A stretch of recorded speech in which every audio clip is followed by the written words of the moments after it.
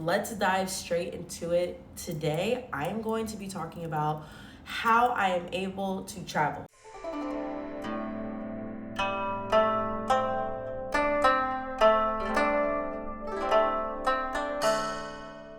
Today's vlog has been requested so much, so I am so excited to share information with you guys that people are actually looking for, and hopefully you can take away something from this video. So let's dive straight into it. Today I am going to be talking about how I am able to travel. Literally every time I'm on a trip, the number one question I always get is, girl, what do you do for a living? How are you able to travel? Blah, blah, blah, blah. So I want to answer a lot of those questions today. That's what you can expect from this video. I'm excited to get into it. Okay, so first things first, what I really want to get into are traveling credit cards, okay? So shop around, see what credit card meets your needs. See what credit card makes the most sense for you.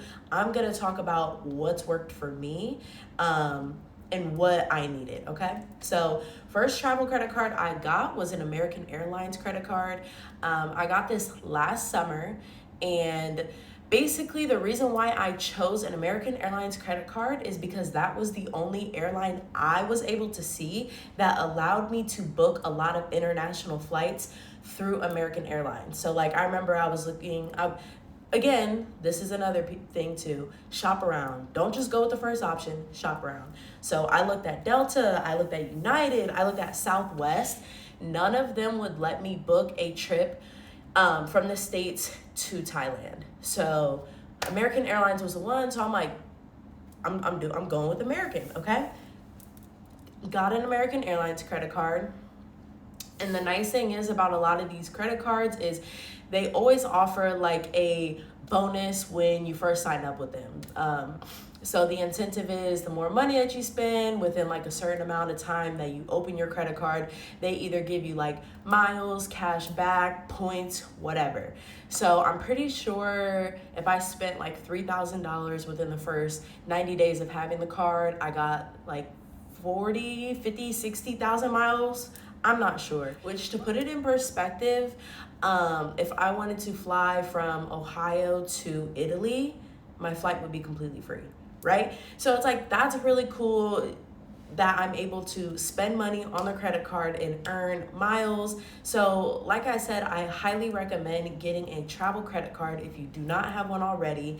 Another thing, because I always just have to put this out there when we're talking about credit cards, you know you best. So if you know you are not going to be disciplined with making those monthly payments on it, do not get one right now, right? Let's work on a discipline. Let's work on utilizing credit cards and making sure that we're paying, everything off, then get a credit card. I just always have to throw that out there because I think it's really important to just be honest with yourself, right? For a while, I definitely knew I was not in a position to make those payments on it. Last summer, I'm like, okay, financially I can do this. I trust myself. I know that I will make these payments. I'm good, right? So I always just have to throw that out there. Be careful with that, because if you're not making payments, if you're not, paying that balance off every month or close to you always want to keep it under 30%. So if you're not getting your balance below 30% every month, the interest just starts accumulating and it just freaking spirals. So we don't want that, right? Traveling is supposed to be fun. It's supposed to be exciting. These travel credit cards are giving you the freedom and the flexibility to have these trips. Don't make it stressful, and don't do it, okay? So that's that. Another thing too is also a Chase Sapphire credit card is perfect. So before I came out here, again, I'm just doing my research, and I realized with the current debit card and credit cards that I had, that every time I swiped them in another country, I would be charged a foreign transaction fee of 5 or 6%, which doesn't sound like much, but every time I'm swiping, I'm just throwing away money. So that was the reason why I got a Chase Sapphire credit card, is because there's no foreign transaction fees, so that's really nice. And I got a Chase Sapphire credit card because their freaking cash back is crazy. So again, do your own research, see what works best for you. But I needed a card that gave me a cash back option, because even though American Airlines is really nice, I can accumulate miles. I also wanted something that gave me cash back. And the nice thing about the Chase Sapphire is they're always running little promotions for when you first sign up for the credit card. But at the time I had signed up, I'm pretty sure it was like spend $3,000 within your first 60 days of opening it, and you get, I'm trying to think of the number, it was like 60 or 70,000 bonus points.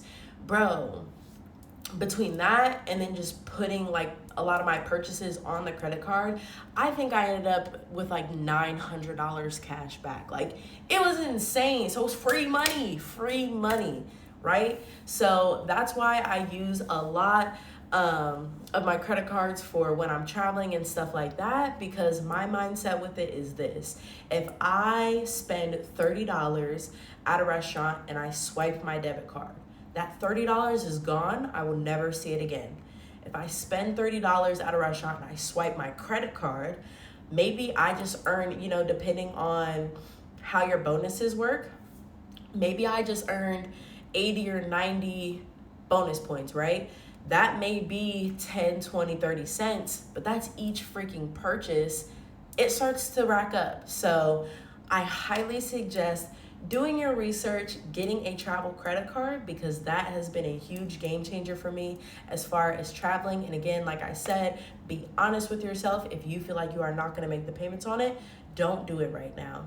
Wait until you feel like you are responsible and you can afford to make those payments on it, so that way you ultimately don't hurt your credit. So that is that. Next thing I really want to get into is cruises. So if you are living in the US or anywhere in the world, honestly, and you've never really been outside of the country, I highly suggest like one of your first trips being a cruise. The reason why I really love cruises, especially starting out as a traveler, is because you get to travel to so many places within a short amount of time. And what I think is really cool about that is like you get an idea of, okay, we went to Grand Turks and Caicos. I really like that. Maybe, I would love to plan to stay at a resort there. So I love that. I also love that a cruise, everything's included. So like it really is a stress-free trip, which is really cool. So if you've never taken a cruise before, what's included in a cruise is, I'll just use like the last cruise that I went on, for example. It was a 6-day cruise. My whole family went, and we had a balcony view, or a balcony room, I'm sorry. And we went to Belize, Honduras, and Cozumel. Balcony room, food is included. So you're eating breakfast, lunch, dinner, everything on a cruise. That is all included. Your room, everything's included, right? I want to say with port fees and taxes, once it was all said and done, we each paid $700 for a 6-day cruise. Food and everything is included, and we were able to say that we went to 3 new places. So that's why I am heavy on the cruises, because again, I just think that it's a really cool option. Another thing that's really nice with cruises too, Carnival and I'm pretty sure Royal Caribbean also offer payment plans. So I'm pretty sure they use like Afterpay. I forget the other platform, but I think that this is so amazing because it gives you the flexibility to start paying on a trip, So if you don't have $700 right then and there to book the trip, you can pay it over time. Cruises are a really cool option. They try to make it really affordable. So I highly suggest looking into cruises if you have never been outside the country or if you're just starting out traveling. So cruises are definitely fine. One thing I did want to share with you guys is I'm actually in the process of setting up like a digital store right now, because I want to start offering like consultation calls. So I'm thinking it'll be like an hour-long session. We can do 2 hours if you'd like, but I'm thinking for the most part hour-long sessions. And I am working on right now structuring everything that you would get in the call, and by the end of the call, what to expect and what you'll have. So I want to help people who want to travel. So that is something that I am working on right now. So please, please, please stay tuned for that, because I am really excited to be able to help and share in any way that I can. So that's coming up. Okay, so moving along, another thing that I want to talk about as well is just kind of what is going on in my mind when I am thinking about traveling to a new place, right? For the most part, I use Expedia, okay, because I love that Expedia has all the different options, a bunch of different airlines. I love the way that Expedia breaks everything down. Before I even go on Expedia though, first thing I do is go to Google. Okay, the reason why I go on Google is because it will show the calendar and it will show you the price difference between each day. So I love doing that. That's my number one thing that I start off with, because that gives me an idea. Okay, if we leave out Tuesday and go on Wednesday, it's $100 cheaper. So again, like I said, go on Google, literally type in, let's say you're leaving from LA, type in flights from LA to Puerto Rico, right? And again, it will show you the different prices for each day. So just kind of play around with that. Typically flying out on Tuesdays and Wednesdays, for me, I've always seen are like the most cheaper. If you want to fly out on like a Friday or on the weekend, it kind of tends to get more expensive. So always try to fly out throughout the week. Prices are normally a little bit cheaper than the weekend ones. So that is the first thing that I do when I am about to book a flight. Then I go on Expedia. Expedia compares the different airlines, and I say, okay, well, this one leaves out at 10 a.m. At least we have the whole entire day for ourselves.